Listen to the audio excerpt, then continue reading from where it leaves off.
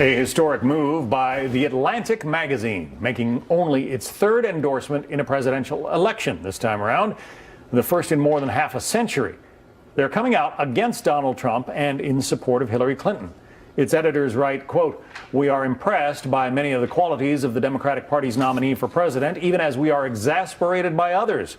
But we are mainly concerned with the Republican Party's nominee, Donald J. Trump, who might be the most ostentatiously unqualified major party candidate in the 227-year history of the American presidency."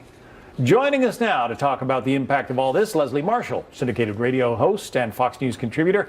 Also, Ford O'Connell, GOP strategist and adjunct professor at GW Graduate School of Political Management. Ford, the Atlantic has just taken a swipe at your candidate. Do you care? Do Americans care? Well, let me say this. Although American trust in media is ranked somewhere around that of pond scum, meter maids, and the IRS, I do think this could potentially, the endorsements overall of the media, actually have an effect on this race at the margins. That may not sound like a lot to a lot of viewers, but you have to understand the difference between winning and losing between Barack Obama and Mitt Romney was only a couple of 100,000 votes in 4 to 5 different states. The people who consume this information are college-educated white voters, and that is where Donald Trump's having problems, and I don't like the fact that the media is in the bag for Hillary Clinton. You're sticking with you for the moment. You think that that is absolutely the case? Well, I don't know that it's absolutely the case. I think it's likely the case. Look, I think that in the history of the Republic, never has a presidential nominee been treated as poorly by the media as Donald Trump. It is a sheer media pile-on. They've made the collective decision that he's dangerous, and they're going to tell everyone about it. But that's not even the worst part. The worst part is what they ignore, which is Hillary Clinton's scandals, and that's what voters need to be informed on. Leslie, the media used to love Donald Trump. What happened?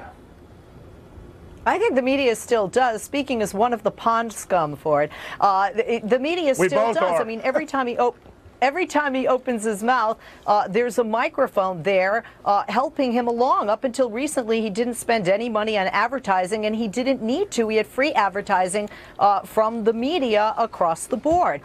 So I think, quite frankly, what the media is doing is reporting what he's saying, and Donald Trump seems to open his mouth and puts his foot in or says something disparaging about somebody, whether it's Hispanics or Muslims or women. I can't even keep up anymore. I think you're confusing the primary with the general election. In the primary, the media certainly aided Donald Trump because they didn't really have a stake in the game. They don't like Donald Trump, and they are going to let everyone know about it. And the reason why you know that they're helping Hillary Clinton is because they're not reporting on her scandals, whether it's the email scandal, whether it's the foundation. Outside of Fox News, no one knows about this, and frankly, it has the potential to be greater than Watergate. And that's where the media is letting everyone down. We're going to give Leslie a chance to respond to all of that. More on Donald Trump and the media endorsements, his love-hate relationship with the press, just ahead. Let's continue the discussion about The Atlantic magazine endorsing Hillary Clinton, slamming Donald Trump. Back with Leslie Marshall, also Ford O'Connell. Leslie, Fox News contributor,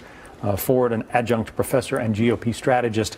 Okay, Leslie, sometimes Donald Trump seems to feed off his disdain for the media, and I just wonder whether this Atlantic piece, USA Today last week said that Trump was unfit for the presidency, yet he is still neck and neck with Hillary Clinton. I just wonder whether these endorsements might backfire against those publications. John, I have never felt, and I still do not feel, that endorsements really matter strongly one way or another, whether it's a newspaper, a former president, or a senator.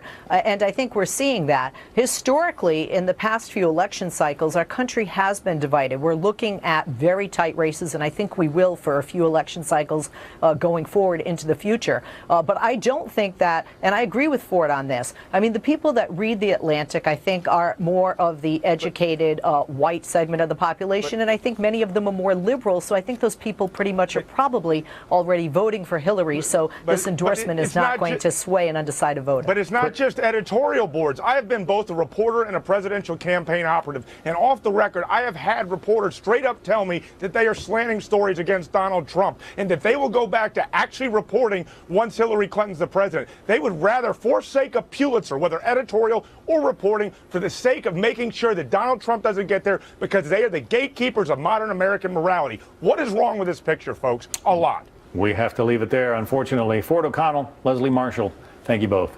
Thank you, John. And we're Thank you. back.